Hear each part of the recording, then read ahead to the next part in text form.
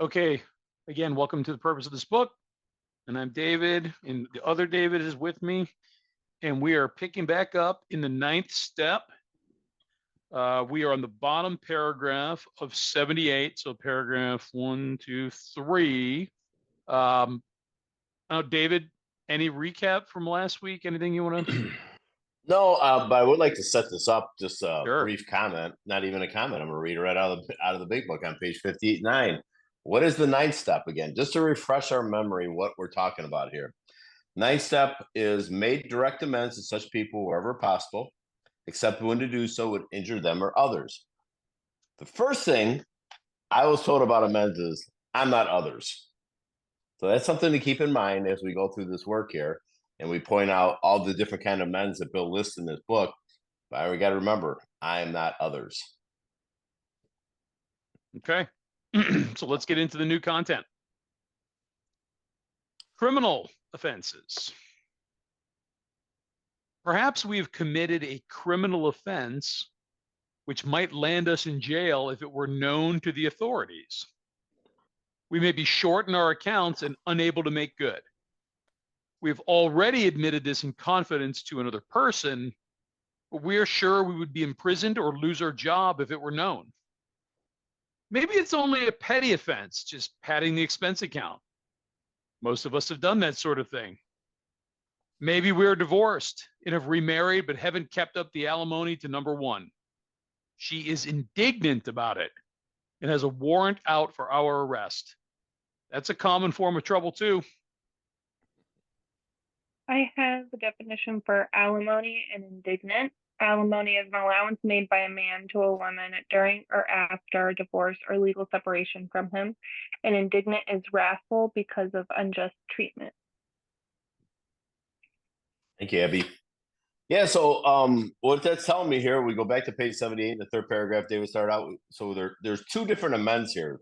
So the first amends we're talking about is we have committed a criminal offense which may land us in jail if we were known to the authorities. Yeah, I committed some criminal offenses, and guess what? I shared them with in confidence with another person. That person was my sponsor, and we talked it over. He did not edit my 8-step list. But what he did is he counseled me on it. So the thing is if I needed to make an amends, and I do make an amends for the criminal offenses that I caused almost 25 years ago, more than 25 years ago. But the way I make the amends is a little bit different. And I'm not going to go into the details on it because it was something between me, God, and my sponsor at that time. And every instance is going to be different. This is just what we came up with. But what I got to say is in the middle of that paragraph, it says we may be short in our accounts and unable to make good. That to me anyways is that's something that I did in the past, but that's not how I live my life today. I'm a responsible recovered alcoholic and drug addict. I don't come up short on my accounts, and I do always make good today. So this is all about change. You're going to see change through all these 9 steps. Amends means to change. Everything here that we're talking about relates to change, and more change. If I keep living the way I'm living, I'm always going to be looking over my shoulder, wondering who's coming after me. That's why I have to clean up the wreckage from my past. And then it says at the bottom of it, it says most of us have done this sort of thing. So, just like that, most alcoholics owe money. Most of us have caused criminal offenses, and maybe you have, maybe you haven't. I don't know. But the top of page 79, maybe we were divorced and we remarried, but haven't kept up on our alimony. Number one, those are cases that are probably not as prevalent today as they were back in the 30s. Like today, you got a job, they're going to see some of your paycheck, and you're going to pay alimony. That's all there is to it. Or, that's just how it goes. But they did say, the definition that Abby said is a little dated because women can pay alimony to men also, because hopefully equal pay. I pray someday that men and women make equal pay. That should be the way it should be for the job being done. But she's indignant. She's angry about it. Of course she is. I'm not holding up my end of the bargain here. I got married. I entered into a contract, and I wasn't the person I was supposed to be. But now I got to make right. And that's the common form of trouble too. So it's a common form of trouble, but this is all past experiences which I need to make a change about. Every bit of that thing, this is an amends I need to make. So if I'm out there buying new clothes, if I'm out there buying a new car, and I'm not staying up on my alimony, or I'm doing something else, then I'm stealing still. I'm still being dishonest. I have to take care of the debt that I owe right in front of my face. Thanks, David.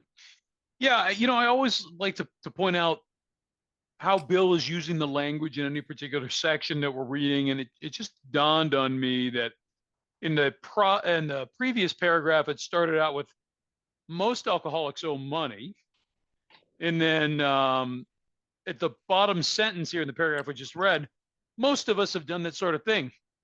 Word in common, most. So as Bill does a lot of times, he's sort of fishing a little bit, right, out to us, trying to ease us in that it's okay. We're in company. Most of us, all of us have done these things.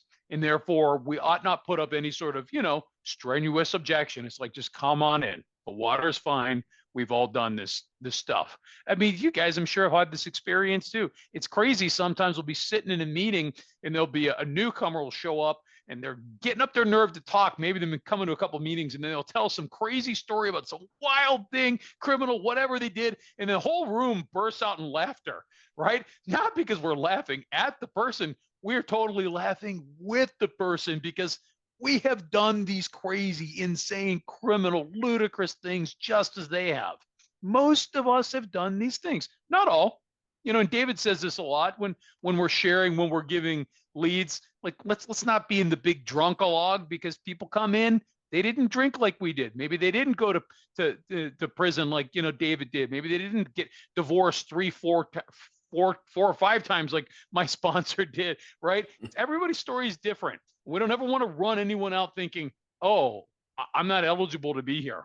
Everybody's eligible to be here if they suffer physically, mentally, and spiritually, right? But I noticed how Bill's doing that. And he's using some of this collective plural first person. We may be short in our accounts. We've already admitted this. So Bill is just pulling us in. There's other parts in the book where he's a little heavier handed. But right here, I feel like he's really just, kind of putting his arm around us. And, David talked a little about this. We've already admitted this in confidence to another person. This is the beginning of it. This is where I figure out with my sponsor, what do I do about these criminal offenses? And by the way, most of us, there's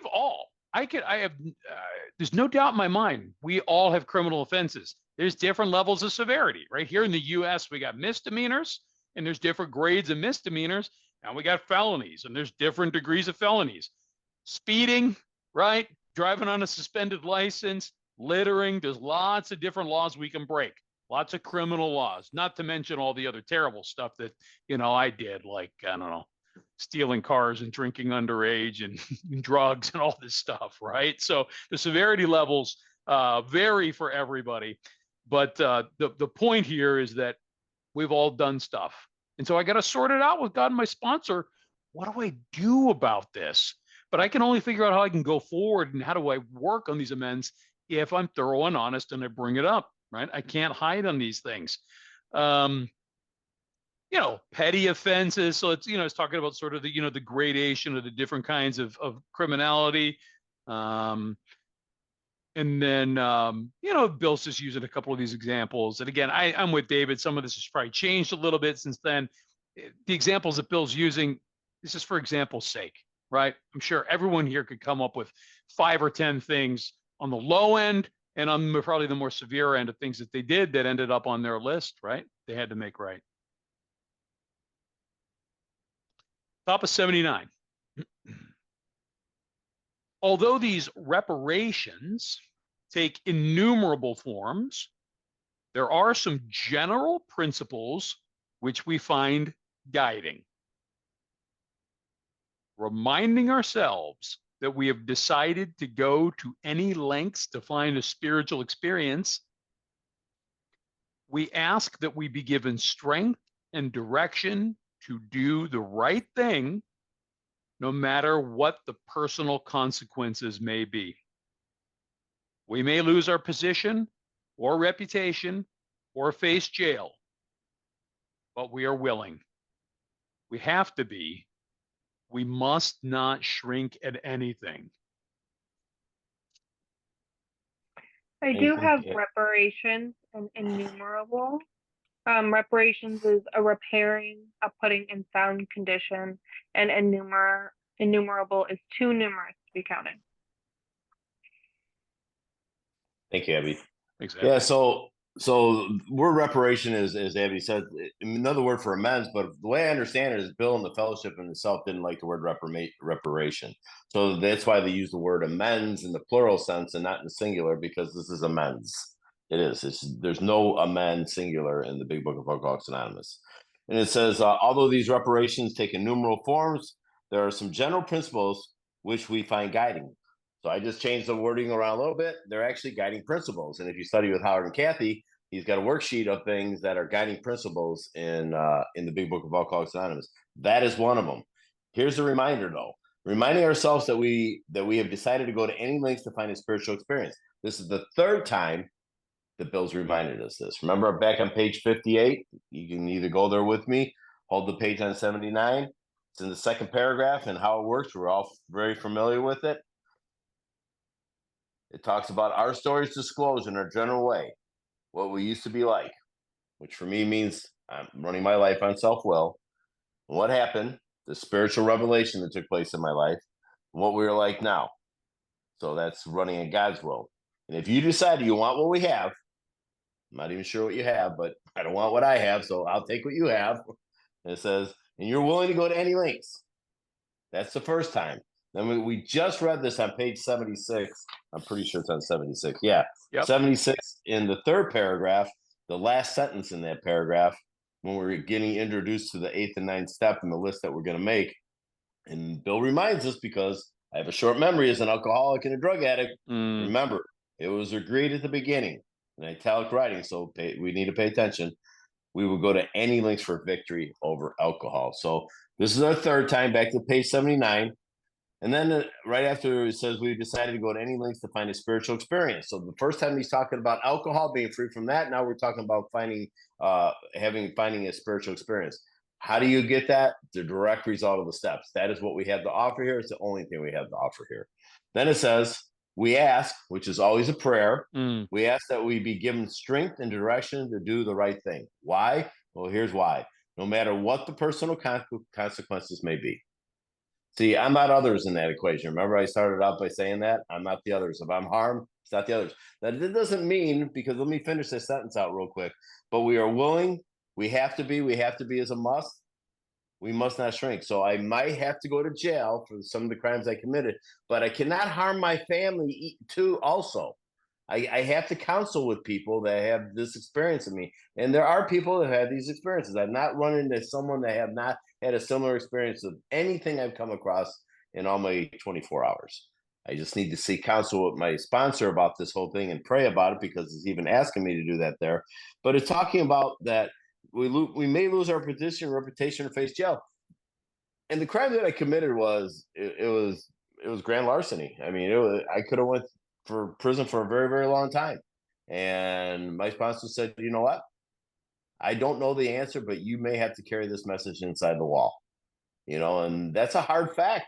But if I had to have done it, what we came up with an experience of a couple other people, my sponsor, and a lot of prayer and meditation with God, is I make a reparation a different way, through that process. And I paid back the things that I had owed for that. But I didn't have to go to jail for that anyways, for that crime that I committed. But I was willing to go. Why? Because he said, but we are willing. Why are we willing? Because we pray for willingness. That's what we pray for. And we have to be. We must not shrink at anything. I won't go to it, but there's later in the book, and I think on page 146 or something like that, they talk about not shrinking. Bill uses that same example again. I can't shrink. I am present in the moment here. I am cleaning up the wreckage of my past. Why? So I can have a future. Way different than the life I lived before. We are alcoholics and drug addicts, if you don't mind me saying. Maybe we're not. Maybe we're process addiction. Maybe we're something else here. But the bottom line is we get to live two lives in one. The life that I lived before I got here, and the life I lived after having a spiritual experience. I don't mean after I got here. I mean after I did the work and I had the experience. That is a way two different factors. I must do this work if I'm going to have the spiritual experience. And I must do it on a daily basis, meaning living in 10, 11, and 12. Yeah, I think what's important here is that as David and I have studied this book together so much over the last, I don't know, 5 years or so, and we consider ourselves pretty fundamental when it comes to the book, but I think what we've learned from repeated study is that sort of more than anything, like I'm very big into mechanics. You guys study with us. I'm always talking about, the instructions, the mechanics, and going about it because I believe enough of the reps, the mechanics, eventually turn into the miracles. But I think what we've learned so much is that motives and outcomes, am I going about something the right way, with the right mentality? Am I going into something to cover all bases and I'm being honest, right? Am I being thorough and honest? And do I know what I'm trying to achieve? And so if I'm going into something with the right motives and I need to achieve this outcome because it's going to keep me on my path and help me grow, then I need to stay open to the possibility of the dynamics that can come out of any situation. And I think that's what Bill's saying to us right here, because he's saying these reparations can take innumerable forms. And, David hammered this again, and I love it, reminding ourselves we decided to go into any lengths to find a spiritual experience, which this is the whole point. This is the whole point, is to have a spiritual experience, a spiritual awakening. The byproduct is I'm going to stop drinking or drugging or overeating or whatever my problem is, right? That's the added benefit. But I'm really here for the spiritual experience because that's what we've got on offer. So then I need to ask to be given the strength and direction to do the right thing no matter what. And this is really my point, is I think when I read a paragraph like this, to me, it's like I infer that it says, well, if I got to go to jail, I got to go to prison, I got to go. Maybe, or maybe it's the opposite. Maybe I feel really compelled that I do need to march into the police station and turn myself in and serve my time. But maybe that's not what I'm supposed to do right now. If there's a continuum between marching down or getting my lawyer to turn me in and not doing anything, there's a number of different possibilities that can come along that continuum. And this is what I can't figure out on my own. And this is not something that my sponsor can figure out on his own either, and ought not, right? Even if my sponsor's a lawyer or a judge, he's not when he's sponsoring me, right? So the point is here that I need to be open to the process, and I need to be open to the process that involves me and God. Yeah, my sponsor too. I got to get it out. But I have to sort this out really with God, and I just have to be open to what's going to happen. But I do have to be willing. That's for sure. I can't be afraid. I can't shrink. I can't become just a little guy, right? I need to stand up and see what God will have me do as his agent.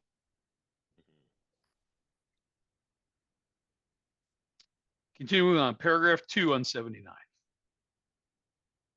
Usually, however, other people are involved. So we're talking about, we're bridging this criminal offense and saying, I probably didn't do the bank job by myself, right? There was a wheelman, there was another guy guarding the door, someone else with the Tommy gun was going into the vault, right? So usually, however, other people are involved in these criminal offenses. Therefore, we are not to be the hasty and foolish martyr who would needlessly sacrifice others to save himself from the alcoholic pit. A man we know had remarried. Because of resentment and drinking, he had not paid alimony to his first wife. She was furious. She went to court and got an order for his arrest. He had commenced our way of life, had secured a position, a job, and was getting his head above water. It would have been impressive heroics if he had walked up to the judge and said, "Here I am." I do have hasty and martyr. Hasty is done or made quickly, and martyr is a person who sacrifices his life, positions, etc. for a cause or a principle. And this, I love this sentence. Let me just jump in a little bit here at the top here, David. Please. I love this sentence about, therefore, we are not to be the hasty and foolish martyr who would needlessly sacrifice others to save himself from the alcoholic pit. I love this language Bill's using and the choice of that noun martyr. You guys are like me, pre-recovery, overflowing with self. One of my favorite roles to play was the martyr. Oh, everything's bad. I'm going to take the rap for it. I love to do this at work, right? I was on like the management team and there'd be a crisis in business. And we'd be sitting around the table and be like, all right, who screwed up here? Who's going to fix this? And everyone's just sitting there, right? And I was like, it was me. I'll take it. Even if it had nothing to do with me. Why? Because I wanted to play the martyr, because I wanted the power that came from like stepping up and being, led into this situation and putting myself out there. And maybe it's a position of submission, but it's a powerful point of submission. I loved that role. It got so much attention from being the martyr. All right. So I can't rush into these trying to make right these criminal offenses in a vacuum, even if that vacuum includes God. I may have a thunderbolt moment. I may have a white light experience where God says, David, you must go turn yourself in. God may tell me that. Okay. Could happen.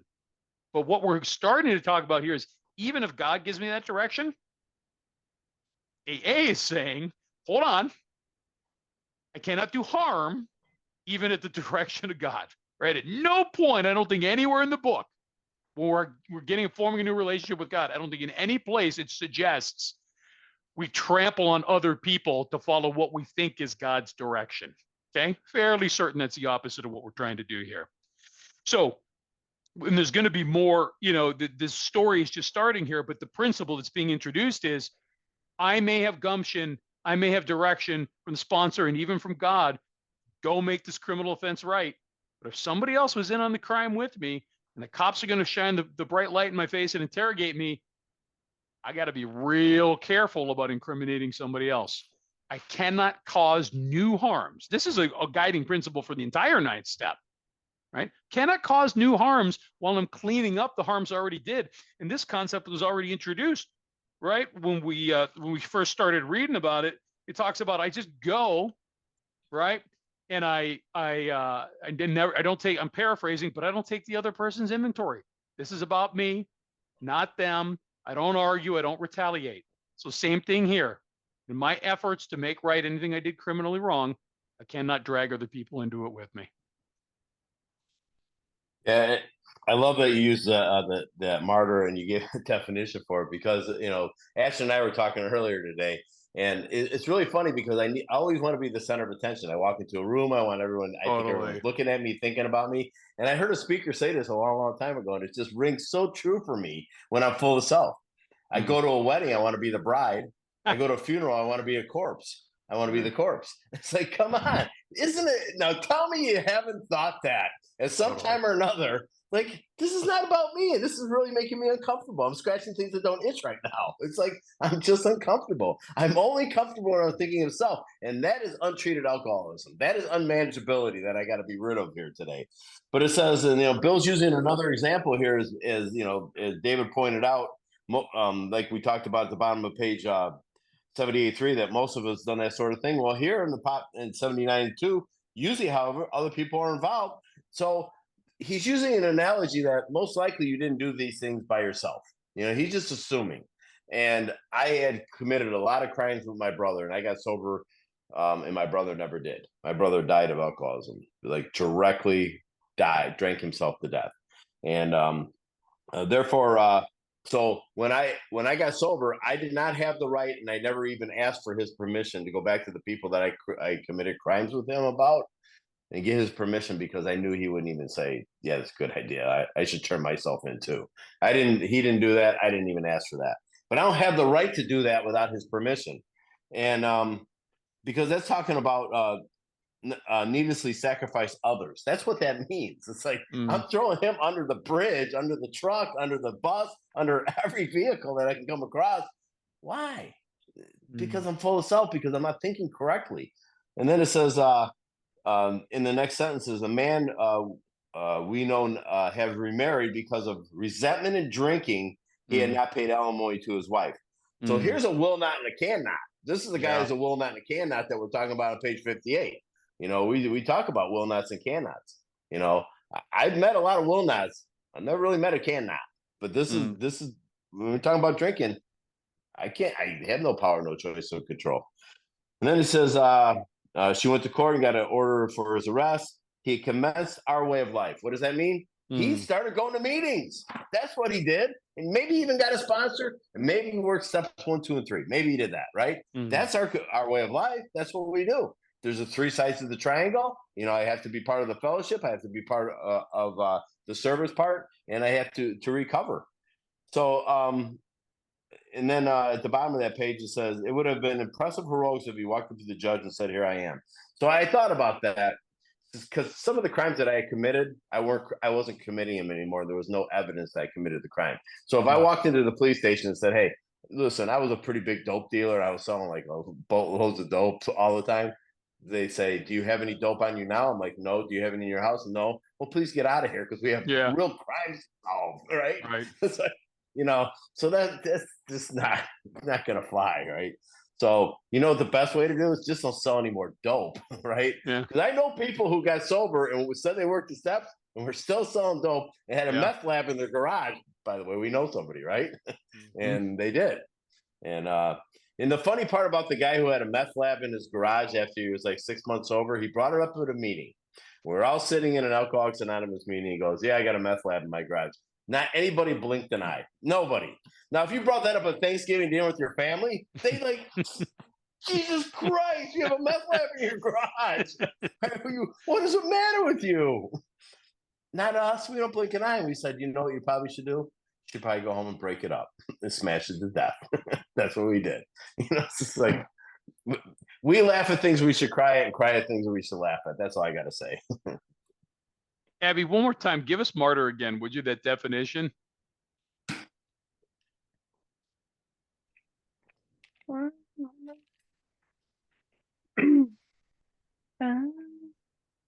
A person who sacrifices his life, positions, etc., for a cause or a principle. Worth exploring this a little bit more. Thanks, Abby. Yeah, I just was looking up I was trying to find some figurative definitions too, right? Because I think it makes it's so evocative to me. So literally, a martyr is a person who refuses to renounce their religion and therefore suffers death. Figuratively, a martyr seeks attention and sympathy by feigning or faking pain or suffering, right?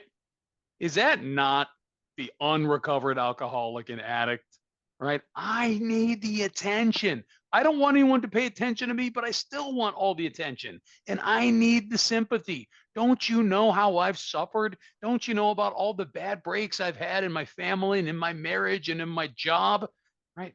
And how do I do this? By feigning or faking pain or suffering. I did this. I caused this. I was afflicted by this. And because of this, I get all this egocentrism, all of this focus, all this attention, right? That I don't want. I do, but I don't, right? I crave it and I despise it. But more than anything, I can't be without it. I need the focus. I need the attention. I am so overflowing with self, right? And so therefore, I put myself out there, right? I prostrate myself. Oh, I'm sorry. I messed up. I screwed up. Blame me. I will take the rap because I get the attention.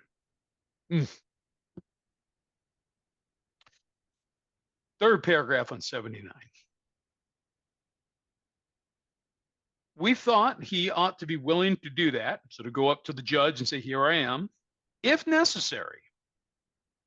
But if he were in jail, he could provide nothing for either family. We suggested he write his first wife admitting his faults and asking forgiveness. He did, and also sent a small amount of money. He told her what he would try to do in the future. He said he was perfectly willing to go to jail if she insisted. Of course, she did not. And the whole situation has long since been adjusted. Nothing happened? Okay, go ahead, David. So we thought we'd be willing to do so. Again, like David said, you know, I could walk into the judge or the jail and said these are the crimes I committed. Then it says in the next sentence after this that we suggested he write his wife and admitted his faults and asking for forgiveness. So he has seek counsel from his sponsor or step guide or people in the program to write her a letter. Maybe she wasn't willing to see him. Maybe he tried to address this thing. Maybe he tried to set an appointment with her, but she wouldn't see him. So we write a kind of letter. And the reason why I know that works, well, I don't know the outcome, actually. My sponsor was married one other time. He's been married to the same wonderful gal for, I don't know, 25 years or more. He's been sober longer than that. Matter of fact, today's his anniversary. So happy anniversary to my sponsor, Judd. 27 years. Anyways, he had wrote a kindly letter to his ex-wife, and he sent it registered mail, and he never got, he got that she received it, but she never responded to it. 25 years later, he doesn't know. But it doesn't matter. He did his part. So that's what he wanted to do. And this guy here, writing a letter, admitting his faults, asking for forgiveness, he did, and he sent here's the action that needed to be taking place. He sent a small amount of money. We arranged the best deal we can, right? We arranged the best deal we can. Whatever that is. I can't take money from my family if I'm trying to pay my own mortgage. Hopefully I'm not in over my head on a mortgage I shouldn't be with anyways, but I still got to make the right amount of money I got to pay them. So he said he told her what he would try to do in the future. So he set out a plan, and you stick to the plan. Is it $20 a week? Is it $100 a month? Whatever it is. Today it's a court system, and they dictate what you're going to pay, and it comes out of your check, and it's okay. Just do it. And then the last thing on the sentence, of course, she didn't send him to jail. Why? Maybe because maybe her heart warmed up to the fact that maybe he is getting better, but she also probably wanted the money. And the whole situation has since been adjusted, meaning it was repaired, it was reparated, it was amended, changed, everything. Why? Because of the action that was taking place by making the amends, even though it wasn't face to face, eye to eye. It was through a kindly letter, and then they arranged the perfect way to make the course of money that they owed, and it's been adjusted in the past. I often remark that I wish I had a big book like this for every situation that comes up in life that tells me exactly how to approach and take care of something and gives me nice little examples. No, in a broad spiritual sense, the big book does have that. But the nice thing is that as it relates to my recovery from addiction and alcoholism, the very specific mechanics are included here, and I'm very grateful for that. And I love how within the context of recovery, if I have something tricky, I can go to a sponsor, or I can go to another peer, another friend, in AA, CA, whatever your A is, and just say, hey, as it related to making your amends, did you ever have a situation like this? And if I didn't, I probably know somebody who did. And all of a sudden I find a tactic like this that works. And not a tactic to manipulate. Again, I talked about having the right motives and trying to achieve the correct outcome. The tactic is the means to the end to be able to rectify the harm, right? And I'll just say one other thing. Speaking of anniversaries, today is also Scott B's anniversary. 15 years today, Scott. Woohoo! Well done. Glad you're here with us, brother. Okay. Top of 80, paragraph 1. Clear-cut directions. I would make that note next to this paragraph. Before taking drastic action, which might implicate other people, first thing we do is we secure their consent. If we have obtained permission, have consulted with others, asked God to help, and the drastic step is indicated, we must not shrink. So there's a whole lot of conditional directions in there, right? So before I go, so here's I'm sorry, go ahead, Ab. Did you have any words in there? I was starting to roll, forgive me. No, you're fine. I just had implicate, which is to bring, this is the 1938, definition: to bring into close connection, to involve deeply or unfavorably. Can you try to find this drastic also, please, if you can? So, lot of now Bill's very black and white, right? Before we're saying, yeah, most of this, most of us that, we feel it. Now he's saying, okay, but for the love of God, be careful now. So before I take any drastic action, which is going to wind somebody else up in jail, if I implicate them, right? The first thing I have to, so first, actually, number one is I don't start. I do all this before I do anything. Then the next thing I do is secure their consent, right? There's an order of operations here, again, as we've seen so many times in the book. Okay. Then next, it's like a little flow chart.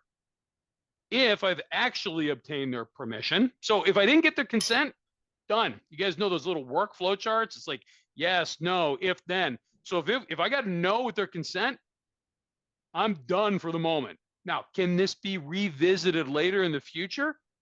Definitely. But today, in the moment, someone says, don't you dare, I'm not, I've reformed my life. I'm a good man now, and I got a family and 6 kids. I don't want to go to prison. That's between them and their God. And if they say no, I don't have their consent. But if I have obtained their permission and have consulted with others, and it does say others plural. Remember, this is a drastic action that not only could, involves somebody else, but could have very serious ramifications to my life and my family, right? My business, my community, maybe. So yeah, I could talk to my sponsor, but maybe I need to bounce this off a couple other trusted people that have my spiritual consent. And of course, I better consult with God. You got to pray and ask God to help. If I've done all those things, and if the sum total of all those questions do indicate that I need to take the drastic step, then again, I must not shrink. Right? This is a whole series, guys. And sometimes when you read a bunch of directions or conditions, steps in a paragraph, I don't appreciate sort of the objective gravity of it all. So if you bulleted these, right, I think it would be really impactful. It's like, so stop before I take action. And then second bullet, get their consent. And then third, once I've got it, consult with multiple people. Then 4, make sure it's hell, I prayed on it. And then number 5, get into action. Cannot shrink. That's a lot of steps. It's a lot of checks and balances to really make sure I am doing the right thing. And it's hard to even say, again, this is a major theme of this whole section that we're talking about today. What is the right thing? The right thing is a balance between what my sponsor counsels me on, what I believe God is telling me, and I have to always be careful, especially early in recovery, because I will invent what I think God is telling me. And in this particular case, it's also a balance with the other person or persons who are involved. I don't just rush off and make a decision to do this on my own, right? It can be devastating impact to a lot of people, right? And again, we're cleaning up the harms. We're not causing new ones. Yeah, so I'm not going to be redundant here. David did a great job. There's a couple things that pop out to me. The first thing is before, that word. What is the opposite of before? Not afterwards. That's what it is. Don't do it later. Like, why is this so vital? Why is it so important for us to study this big book? Because there's clear-cut, specific, and precise directions on how to work these steps. And this is one of them here. This is a really good way to get yourself in a whole lot of shit, if you don't mind me saying, if I'm not looking at the directions on the page. And then because as David pointed out, these are the secure the consent, having obtained permission, having consulted with others. And again, others, I don't make decisions for my sponsees. I just don't. But I will consult with them. That's to seek information or advice from. I don't have any advice. I heard a guy say this a long time ago. If I ever give you an advice as your sponsor, you should fire me right away. If I don't have experience, or I have some knowledge about it, or I don't know someone else, that's the only thing I can share with you here. But I always love the prayers. The prayers, this book is full of prayers. We ask God for help, God to help. And this is another Bill uses the word again, we must not shrink. So Mm, it's just a really good paragraph, and it's stuff with a lot of stuff because it's stuff with directions on what I yeah. should do here, right? That's what I need to know is like, what should I do? Why? Because I don't want to harm others. That's our ninth step. I'm not here to Mm. make more harms. I'm here to clear up the direction, get free of my past. And I'm here to be of maximum service to God and the people about me too, right? So Mhm. all of this about implicating other people, how on earth are we going to be a maximum service to these people if I implicate them in a crime without their consent? That's going to be pretty at odds with that spiritual goal. Okay, continuing on 80, paragraph 2. This brings to mind a story about one of our friends. While drinking, he accepted a sum of money from a bitterly hated business rival, giving him no receipt for it. He subsequently denied having received the money and used the incident as a basis for discrediting the man. He thus used his own wrongdoing as a means of destroying the reputation of another. In fact, his rival was ruined. I don't have anything from this paragraph, but I do have drastic, and that Okay, is thank acting you. violently or harshly extreme in effect. Thank you, Abby. I'm not going to comment a lot about this because this is a Yeah. bit of a story. And what I'm Mm-hmm. going to suggest is suggested that this is Hank Parkhurst. That's what Mm, this suggested. This right. And if you guys really want, look at the chat. Rob is phenomenal, guys. He really is. He's way ahead of my thought process. He thinks faster than the speed of light. So a speeding bullet, he can hop over tall buildings in a single bound. This guy, he really can. So I don't want to comment a whole lot on this because we need to keep going on. But it's suggested that this is Hank Parkhurst. mm. Okay. Continue the story.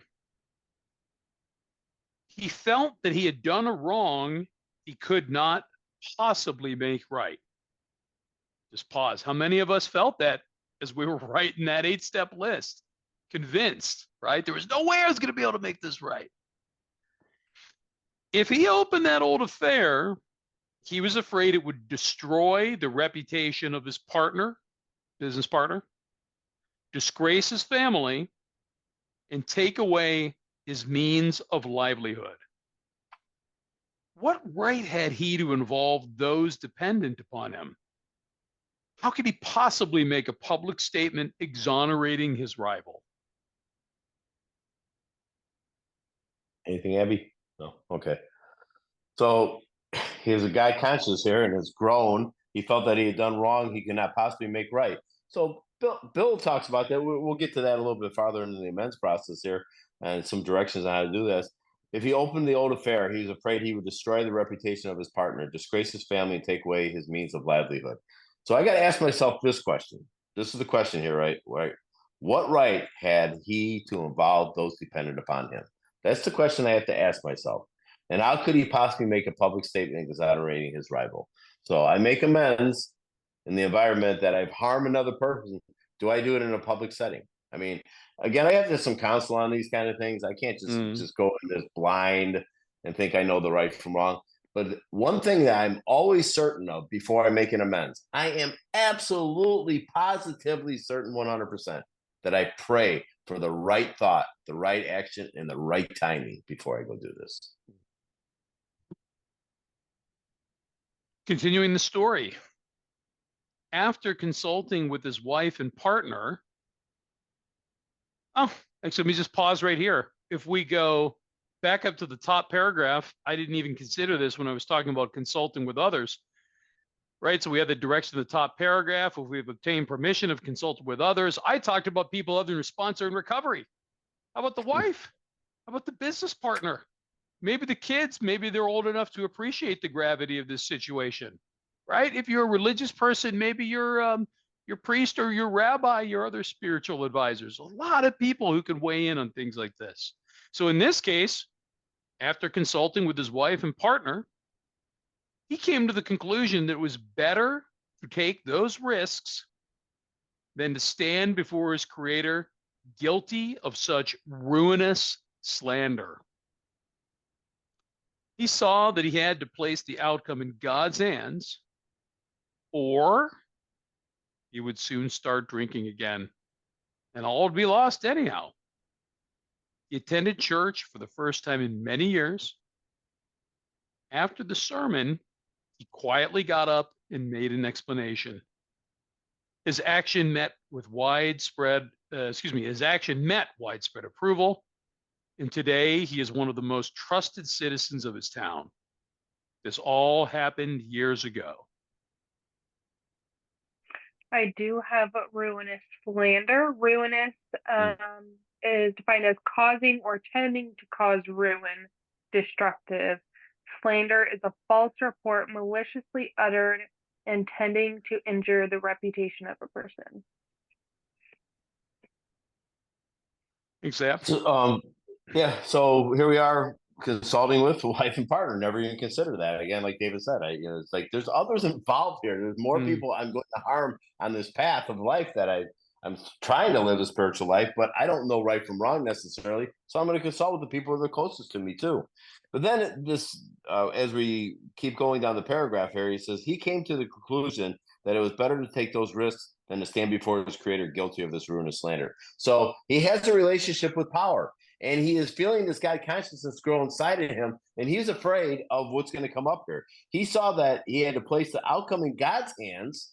This is what he saw. This is intuitive thought. This is an intuitive feeling. This is an intuitive emotion. Or he would soon start drinking again. That is a big warning, and I know that to be true for me too. I am one drink away if I don't have that daily reprieve contingent on the maintenance of my spiritual condition.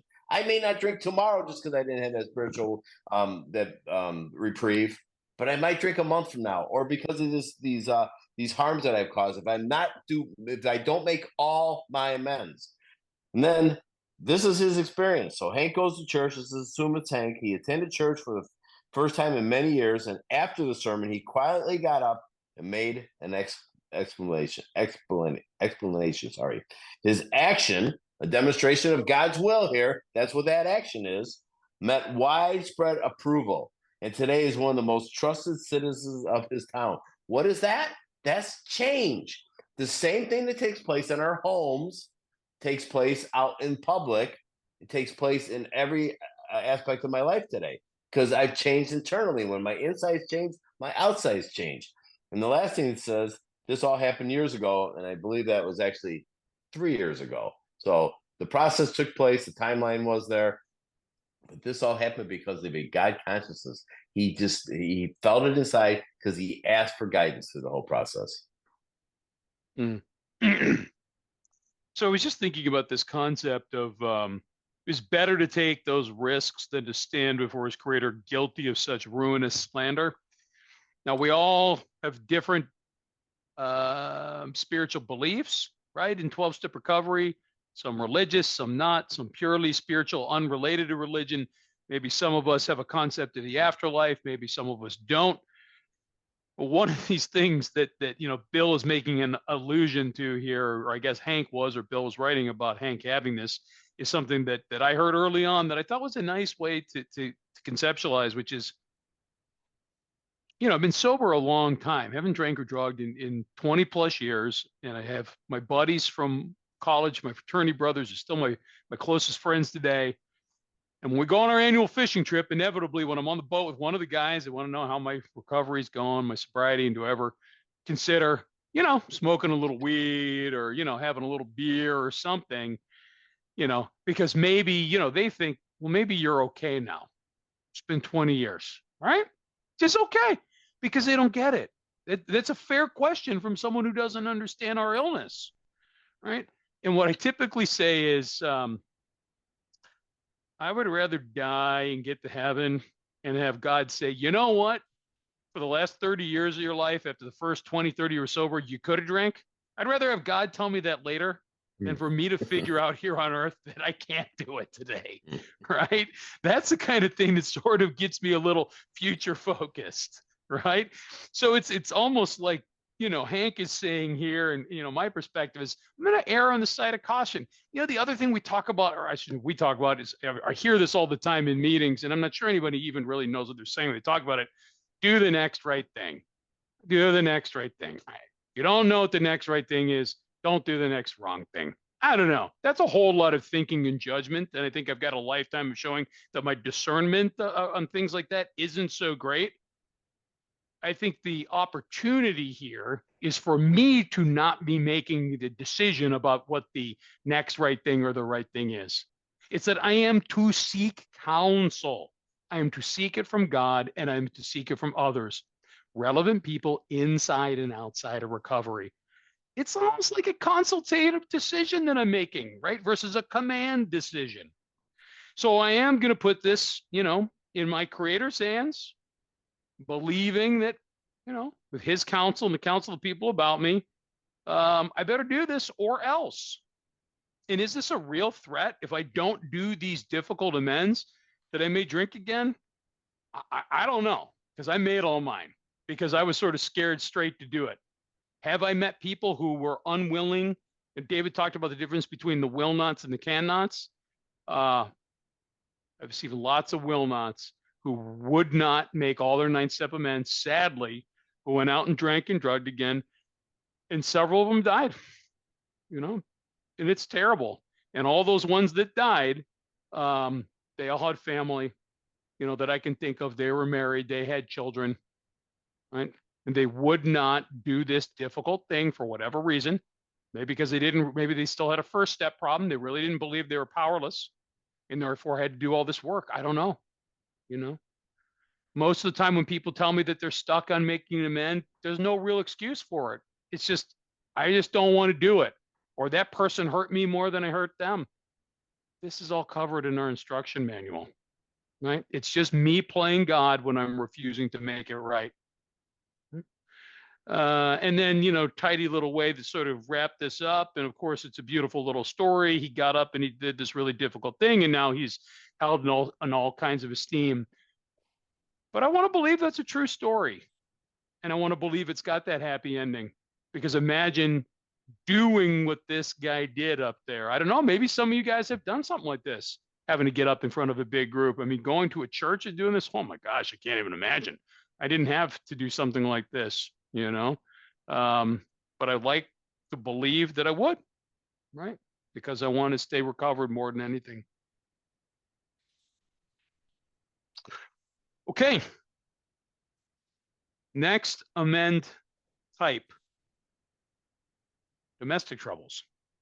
Bottom of 80. The chances are, so again, most of us, the chances are that we have domestic troubles. Perhaps we're mixed up with women in a fashion we wouldn't care to have advertised. Okay. Again, we're in 2024. So you may be mixed up with men in a fashion, or women may be mixed up with women, or men may be mixed up with men. The idea is outside of our committed relationship, right? We doubt if, in this respect, alcoholics are fundamentally much worse than other people. But drinking does complicate sex relations in the home. After a few years with an alcoholic, a wife gets worn out, resentful, and uncommunicative. How could she be anything else? The husband begins to feel lonely, sorry for himself. He commences to look around in the nightclubs or their equivalent for something besides liquor. Perhaps he's having a secret and exciting affair with the girl who understands. In fairness, we must say that she may understand. But what are we going to do about a thing like that? A man so involved often feels very remorseful at times, especially if he's married to a loyal and courageous girl who has literally gone through hell for him. Ab, nothing? Okay. I don't know how much of this we're going to cover, but I have to revisit get started. We'll do it again next week. Bottom of page 80, fifth paragraph, David started out, second sentence. Perhaps we were mixed up with women in a fashion we wouldn't care to have advertised. Come on, Bill. Call a spade a spade. Infidelity. That's what we're talking about here, bro. We're talking about infidelity. It's not mixed up with them. I went out for coffee and no, dude, this is infidelity. We doubt if in this respect, alcoholics are fundamentally much worse than other people. All right. minimize that infidelity is wrong. Period. The end. Okay. There's a But little, drinking speaking of does. motives, there's some motives in how Bill wrote this, by the way. Right. Yeah, and I'm not going to get into the history. I know a little bit about it, and I Yeah. got it all written down. And let's not discredit Bill. So I'm Okay. not going to do that because this is about praising the fact that we have a big book with, like David said, our treasure map, the instructions on how we get well.